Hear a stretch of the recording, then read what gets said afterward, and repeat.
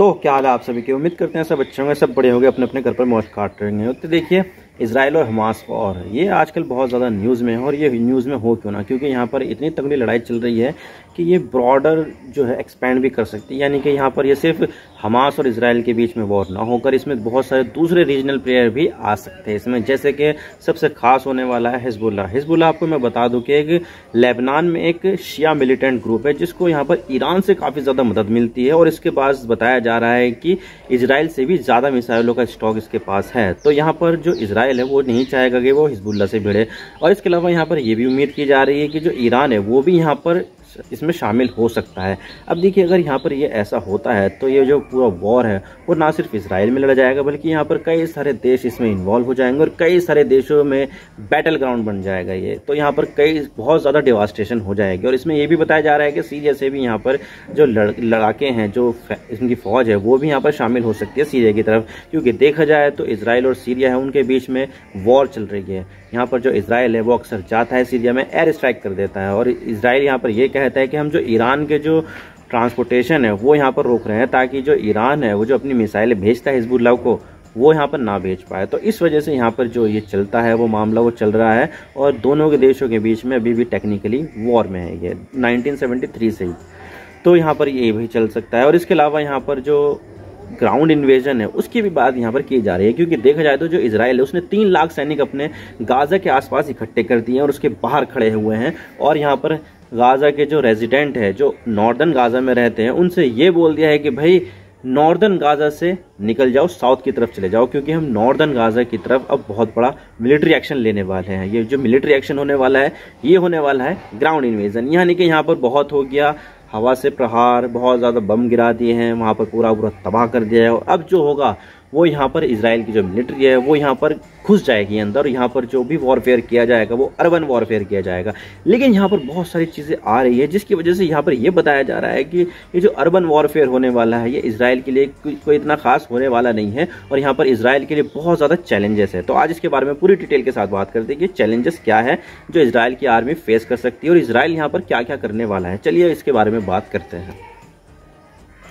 तो देखिए यहाँ पर ये सब बात निकल कर सामने आई है आईडीएफ के जरिए। आईडीएफ में बता दूं इजराइल डिफेंस फोर्स, इजराइल की जो आर्मी है उसको आईडीएफ कहते हैं। तो आईडीएफ ने यहाँ पर फ्लायर उड़ा दिए और नॉर्दर्न गाजा की तरफ, और यहाँ पर ये बोल दिया कि सिविलियंस को बोल दिया ये कि आपको यहाँ से अब हटना होगा, आप यहाँ पर रह रहे हो साउथ की तरफ चले जाओ, और यहाँ पर अभी दिखाई मत देना, क्योंकि यहाँ पर अर्बन वॉरफेयर होने वाला है और हम यहाँ पर ग्राउंड इन्वेजन आने वाले दिनों में करने वाले हैं। इस चीज़ को लेकर यहाँ पर जो यूनाइटेड नेशन है वो यहाँ पर भड़क गया और बोला कि यार आप ऐसा कैसे कर सकते हो, ये तो फोर्सफुल इवैक्यूएशन है, यानी कि आप यहाँ पर लोगों को हटा रहे हो, ये जो है वॉर क्राइम के अंडर आता है। और बहुत सारे जो देश है उन्होंने अपनी तरफ से नाखुशी जाहिर की है कि भाई यहाँ पर इजराइल कैसे कर सकता है ऐसा कि यहाँ पर जो लोग हैं उनको अपने ही घर से, अपनी ही ज़मीन से, अपनी ही जगह से यहाँ पर हटा रहा है ताकि यहाँ पर वो अपना ग्राउंड इन्वेजन कर सके।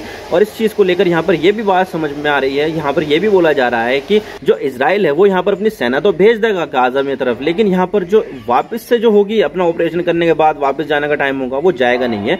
और यहाँ पर जो इजराइल है वो यहाँ पर वापस से जो गाजा सिटी है उसको यहाँ पर कैप्चर कर लेगा और उसको यहाँ पर इनेक्स कर लेगा, यानी कि अपने हिस्से में मिला लेगा, और यहाँ पर जो गाजा का जो एरिया है वो और ज़्यादा छोटा हो जाएगा। तो यहाँ पर ये खतरा सामने निकल कर आ रहा है कि यहाँ पर जो इजराइल है वो लोगों को भगा रहा है नॉर्थ गाजा की तरफ, गाजा सिटी जहाँ पर आती है, और फिर वहाँ पर जो ग्राउंड इन्वेजन करेगा उसके बाद जो हमास के जो टेररिस्ट है उनको हटाने के बाद यहाँ पर, और फिर जो गाजा का जो एरिया है उसको अपने कंट्रोल में ले लेगा और फिर वहाँ से हटेगा नहीं, जैसे कि उसने वेस्ट बैंक में किया था। वहाँ पर अपने जो इलीगल सेटलमेंट है वो बसा लिए थे और वो उनको हटाना लगभग इम्पॉसिबल ही हो गया है। और इसी तरह से ठीक ऐसा ही यहाँ पर जो इजराइल है वो गाजा में भी करने वाला है, ऐसा यहाँ पर एक्सपर्ट्स का कहना है।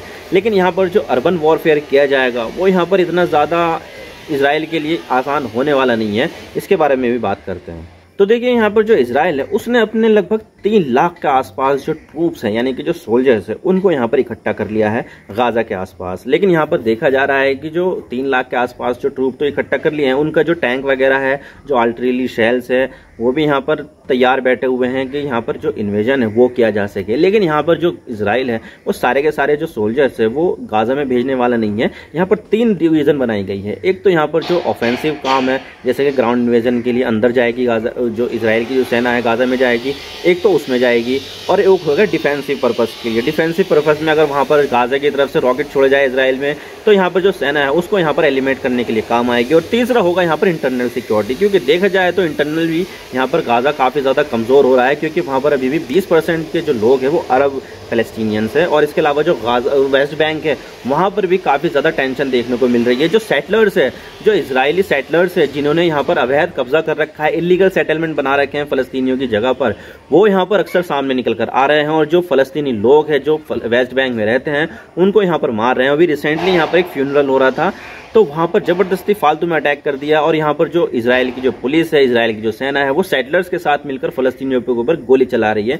जो यहाँ पर एक इलीगल एक्टिविटी तो है ही, लेकिन यहाँ पर इनका जो वेस्टर्न देश है उनका जो डबल स्टैंडर्ड है वो भी दिखाई देता है। उनको यहाँ पर ये तो दिखाई देता है कि जो हमास है उसने क्या किया, लेकिन यहाँ पर जो इजराइल के जो सेटलर्स है, इजराइल की जो सेना है, वो यहाँ पर फ़लस्तीनियों के साथ क्या कर रही है ये बिल्कुल भी दिखाई दे रहा है। वो चाहे वो गाजा हो या फिर वेस्ट बैंक हो, यहाँ पर वो आँख मूंदे खड़े हैं, और यहाँ पर जो अपना सपोर्ट है गाजा को वो अनकंडीशनल दे रहे हैं कि यहाँ पर तुम जो चाहे वो करो, आपको खुली छूट है। और यहाँ पर बहुत सारे जो वॉर क्राइम है वो भी रिपोर्ट किए गए हैं, ना सिर्फ हमास की तरफ से बल्कि इजराइल की तरफ से भी बहुत ज़्यादा वॉर क्राइम रिपोर्ट किए जा रहे हैं। जैसे कि जो फोर्सफुल इवैक्यूएशन है वो किया जा रहा है, और इसके अलावा जो फॉस्फोरस बम है उसका भी इस्तेमाल किया जा रहा है, जो एक बड़ी आबादी के लिए काफ़ी ज़्यादा खतरनाक हो सकता है।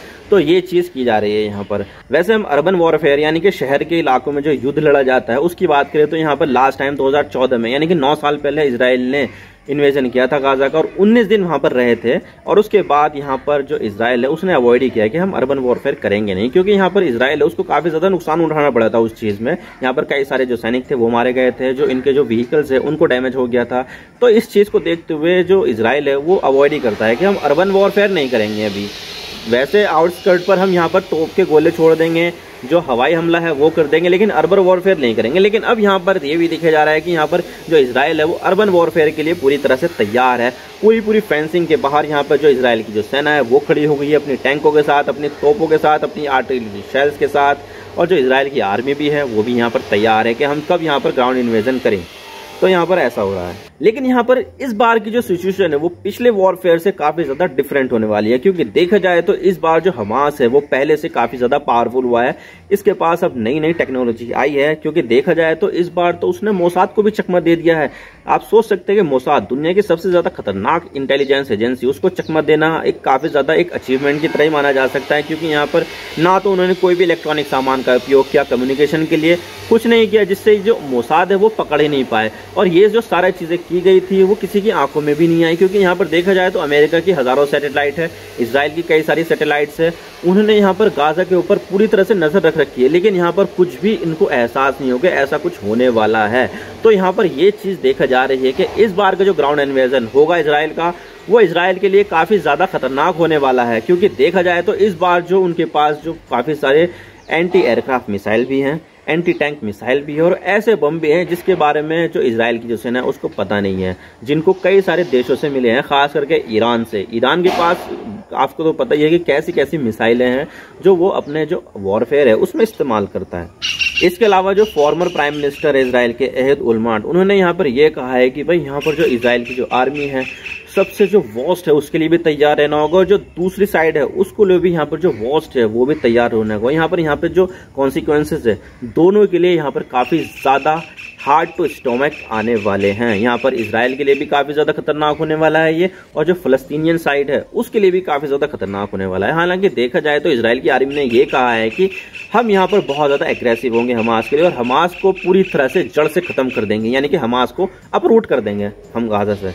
और इसके अलावा जो गाजा में जो हमास है, इसके अलावा जो फ़लस्तीनियन इस्लामिक जिहाद नाम के संगठन हैं, उनके पास अगर टोटल मिसाइल्स और जो प्रोजेक्टाइल है और जो रॉकेट है उनके बारे में बात की जाए तो एक अनुमान के हिसाब से उनके पास लगभग 30,000 के लगभग रॉकेट हैं, यानी कि ये काफ़ी बड़ा नंबर है। क्योंकि देखा जाए तो जो सबसे पहली बार उसने जो रॉकेट बरसाए थे वो 5,000 बरसाए थे, और उसमें भी यहाँ पर जो इजराइल उसको काफ़ी ज़्यादा डैमेज हुआ था। लेकिन यहाँ पर अगर देखा जा रहा है तो इनके पास लगभग 30,000 के लगभग जो रॉकेट है वो यहाँ पर उनके पास है, जो यहाँ पर इजराइल के लिए काफ़ी ज़्यादा घातक हो सकते हैं, क्योंकि यहाँ पर इतने सारे हो जाएंगे जिसकी वजह से जो इनका आयरन डोम इंटरसेप्टर है वो काम करना ही बंद कर देगा। कितने को मारेगा वो इतने सारे में?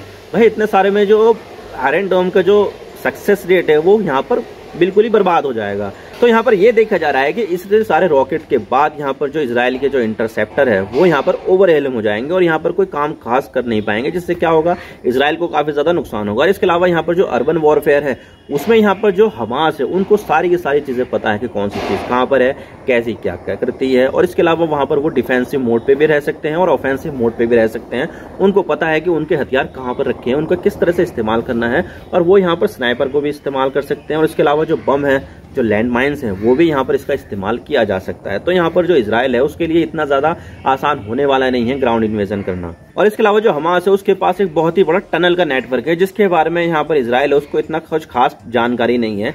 तो यहाँ पर जो टनल नेटवर्क है इसका इस्तेमाल यहाँ पर जो इजराइल हमास है वो यहाँ पर करता है अपने जो हथियार है उसको छुपाने के लिए, अपने जो मिलिट्री मतलब कि जो फाइटर है, जो टेररिस्ट है, उनको यहाँ पर स्टेशन करने में काम आ सकते हैं। और उनको पता है कि नेटवर्क कहाँ कहाँ से किधर किधर को निकलता है। तो यहाँ पर ये कर सकते हैं कि इन नेटवर्क का, इन टनल का इस्तेमाल यहाँ पर इजराइल को हर्ट करने में कर सकते हैं जब वो गाजा के अंदर आएंगे, क्योंकि यहाँ पर इजराइल को तो पता नहीं है कि ग्राउंड के नीचे कहाँ कहाँ पर कैसे कैसे चीज़ें सामने निकल कर आएगी। वो तो यहाँ पर हमास को भी पता है कि टनल कहाँ से, कौन से घर से निकलेगी, कहाँ से कैसे जाएगा। तो ये चीज़ यहाँ पर इजराइल के लिए काफ़ी ज़्यादा खतरनाक होने वाली है। तो यहाँ पर ये देखा जा रहा है कि इजराइल अगर तैयार है गाजा को इन्वेड करने के लिए, तो यहाँ पर हमास भी तैयार है गाजा में उनका वेलकम करने के लिए। अब देखिए ये कैसा वेलकम होता है, ये तो समय ही बताएगा। मैं तो बस इतना ही कह सकता हूँ कि वीडियो को लाइक करो या डिसलाइक करो, लेकिन चैनल को सब्सक्राइब जरूर कर देना। आपके एक सब्सक्रिप्शन से हमें आगे कंटेंट बनाने की मोटिवेशन मिलती है। Thank you for watching. I really appreciate your precious time. God bless you all. Now signing off.